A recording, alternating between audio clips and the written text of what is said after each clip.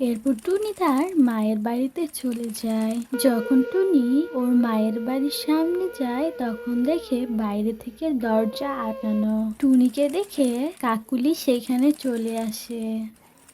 কাকুলি বোন, আমার মা কোথায়? দরজাতে কেন তালা লাগানো? টুনির মুখে মায়ের কথা শুনে কাকুলি তো কান্না করতে শুরু করে দেয়। টুনি, যেদিন তোমার বিয়ে হয়েছিল তার পরের দিনই তো তোমার মা মারা গেছে। কাকুলির মুখে এসব কথা শুনে টুনিও অনেক কান্না করতে শুরু করে। মা, মা, তুমিও আমাকে ছেড়ে চলে গেছো। আমার শ্বশুর বাড়ির লোকও তো আমাকে বের করে দিয়েছে। এখন এখন আমি কোথায় যাব? টুনি, তুমি যদি চাও তাহলে তোমার মায়ের বাড়িতে কিন্তু তুমি থাকতে পারো। কাকুলির এই কথা শুনে টুনি ওর মায়ের ঘরে চলে যায়। সারা রাত টুনি ওর মাকে মনে করতে থাকে।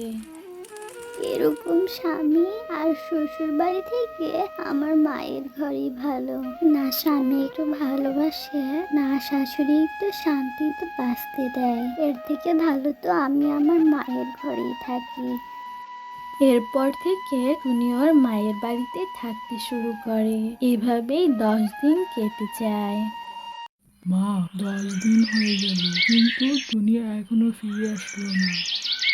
বাবা, আমি তো মনে করেছিলাম আমাদের কথা শুনে টুনি ভয় পেয়ে যাবে আর আমাদের কথা মতো আমাদের কার এনে দিবে। একদিন টুনির শাশুড়ি মই থেকে পড়ে যায় আর কোমর ভেঙে যায়। বাবা টোনা, আমি এখন তোর জন্য খাবার কিভাবে বানাবো? আমার তো কোমর ভেঙে গেছে। আমার মনে হয় বৌমার সাথে খারাপ ব্যবহার করার জন্য আমি এই শাস্তি পেয়েছি। তুই যা, গিয়ে বৌমাকে ফিরিয়ে নিয়ে আয়। মা, জানি না তুমি আমার সাথে আসবে কি না। যা বাবা যা, গিয়ে খোঁজ লাগা আমাদের বৌমা কোথায়।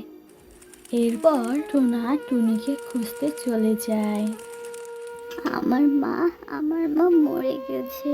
আমার যৌতুকের জিনিস জোগাতে জোগাতে মরে গেছে। কিন্তু আমার মা কিভাবে জানবে? আমার শ্বশুর বাড়ির লোকেদের তো কার চাই, কার? টুনি, যেটা হয়েছে সেটা তো হয়েছে। আমি আর মা এসবের জন্য তোমার কাছে অনেক ক্ষমা চাচ্ছি আর আমরা অনেক দুঃখিত। তুমি আমার সাথে বাড়ি ফিরে চলো, মা তোমাকে ডাকছে। না না স্বামী, আমি এখানে অনেক খুশি আছি। আমি আপনার সাথে যেতে চাই না।